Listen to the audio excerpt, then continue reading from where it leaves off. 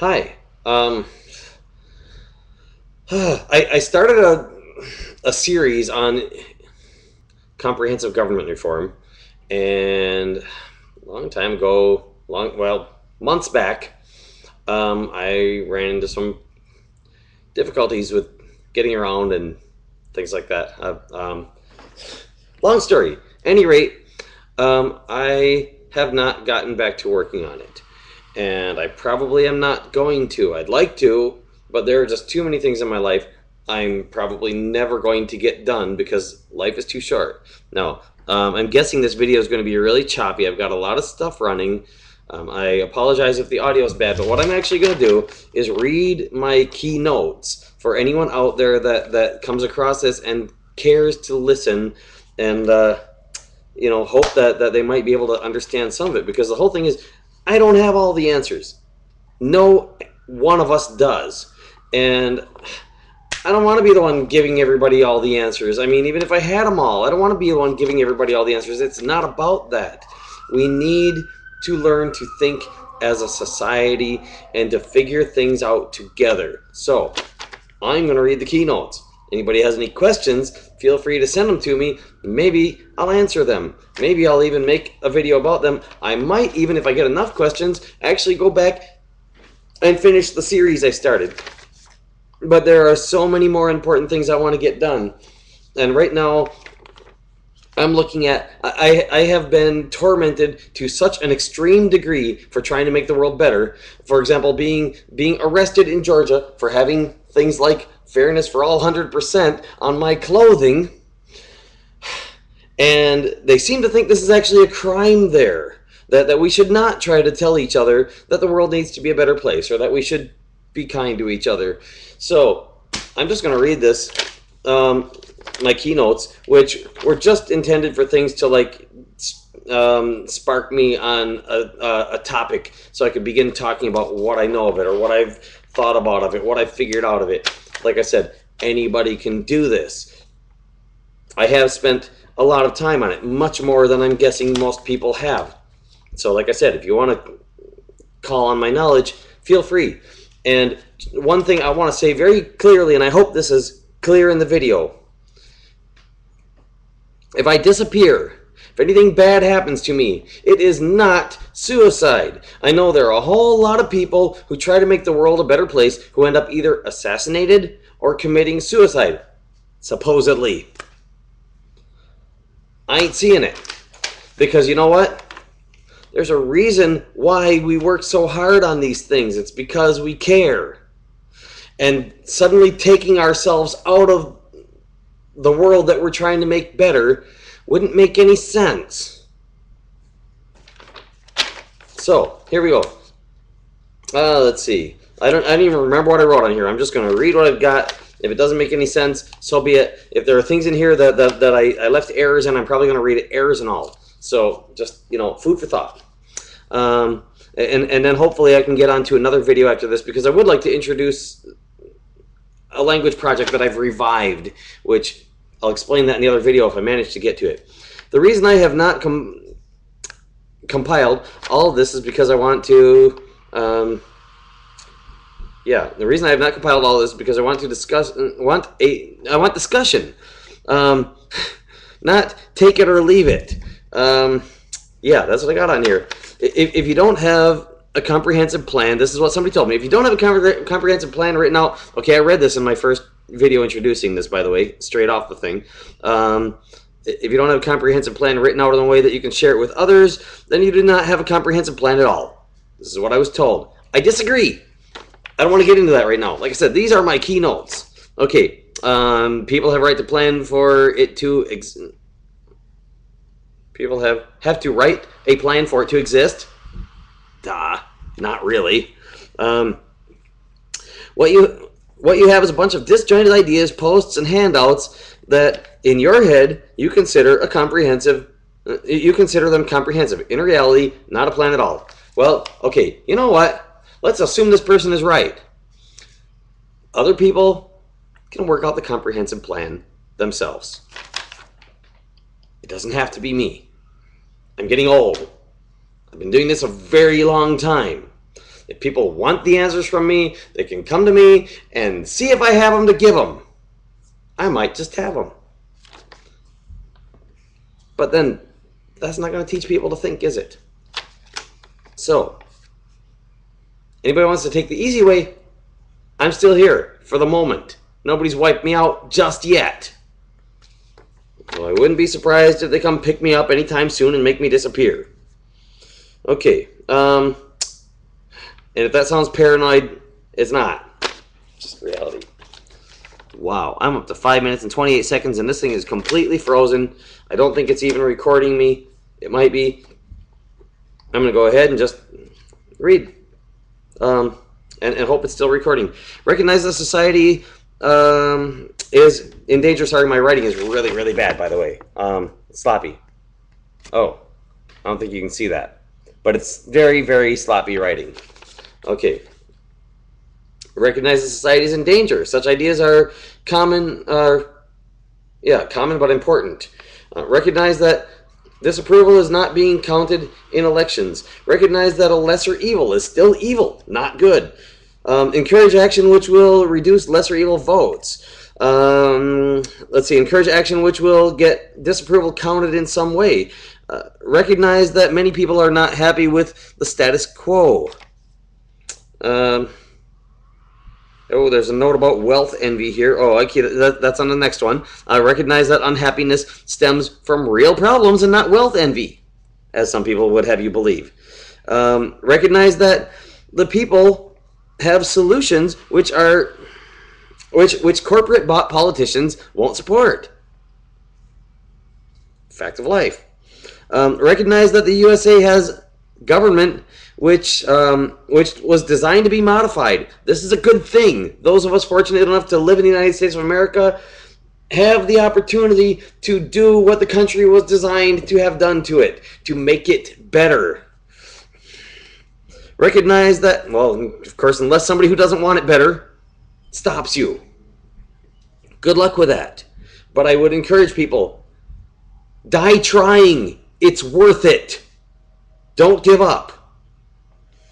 Recognize that bought politicians have modified the government in counterproductive ways. Recognize that to modify the government in productive ways, we need government to cooperate. Recognize that politicians fear the greedy rich and like wealth, and corruption happens.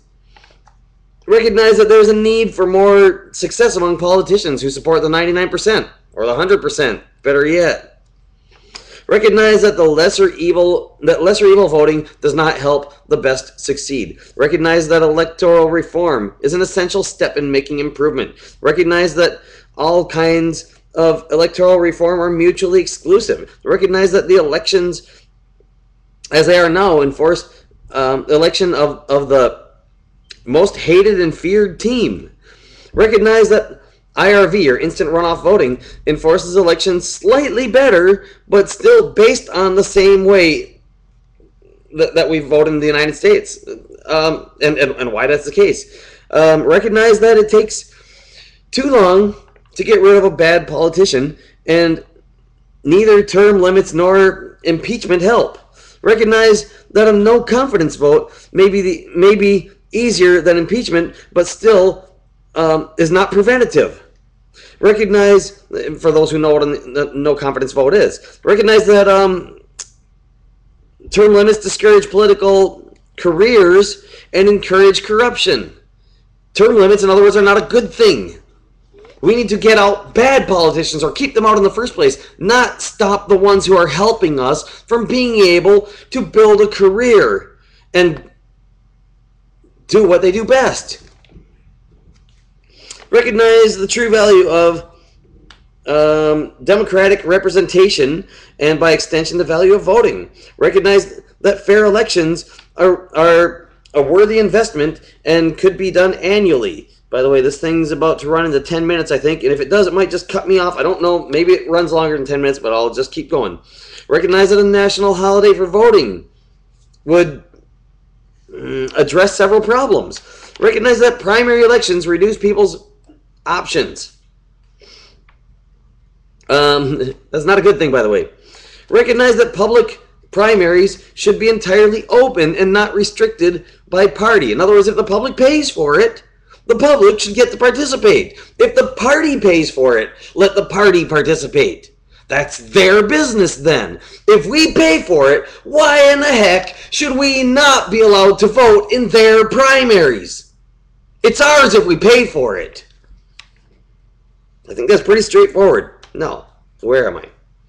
By the way, if this sounds like ranting, it is. Why? Because it's more entertaining, and I'm on YouTube. At least that's where this is supposed to be going right now. So, no, you know what? If I want to be calm, I can be extremely calm. If I want to act calm, I can act calm. I'm an actor. This is my job.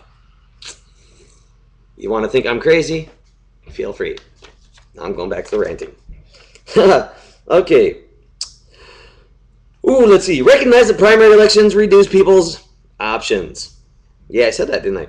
Recognize that public primary should be entirely open and not restrict. Oh, I went back up 2 lines. Okay, recognize that one candidate per position, per party, is not fair to voters. Now, this takes a long time to explain. I'm not going to explain it right now. If I ever get to the video on it, I will. But suffice it to say, you should be able to express your whole opinion in a vote.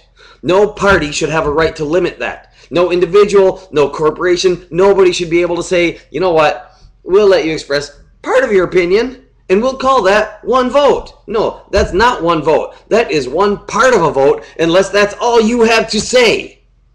No. Recognize that one candidate, okay. Recognize that the Democratic Republican Party presents 2 candidates per position. Democratic Republican Party, by the way, is what the Democratic and Republican Party used to be called before they dissolved it, made the Republican Party, and later added the Democratic Party. Recognize that the Republican tag team is owned by those who think they own us. Something we got to solve. Recognize that a more horizontal democracy would be beneficial.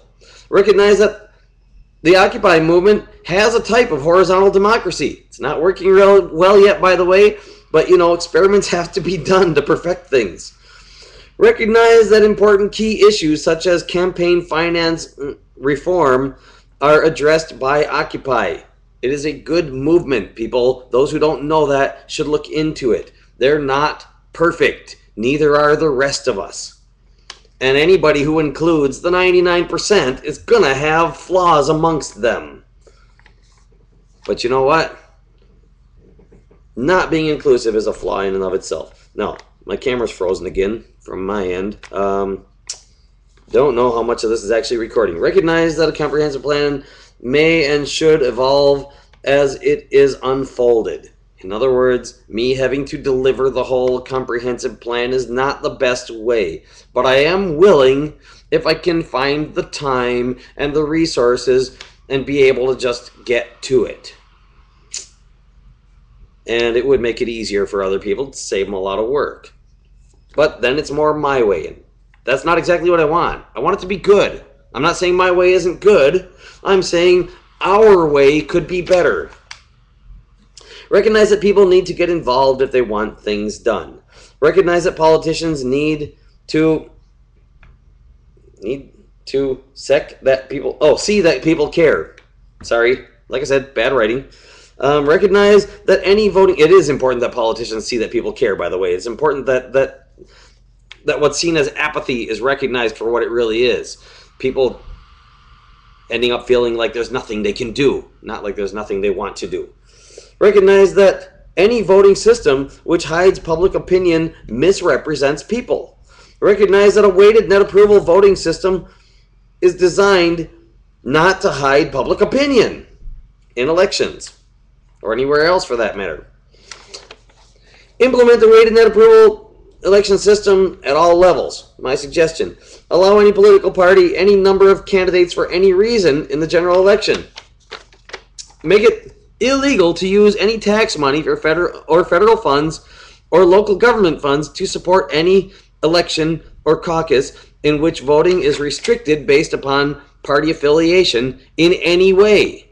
In other words, if they're going to have any restrictions that the parties get to enforce, let the parties pay for it completely. It's their election then, and it's not ours, and the people they elect should represent them, not us. And pass federal law protecting any individual from having to disclose their political preferences. That is important. We should not have to disclose political preferences to other people. If we're going to do that, then we might as well have a completely open voting system and pass laws to protect people who otherwise would end up persecuted for who they voted for. That's another way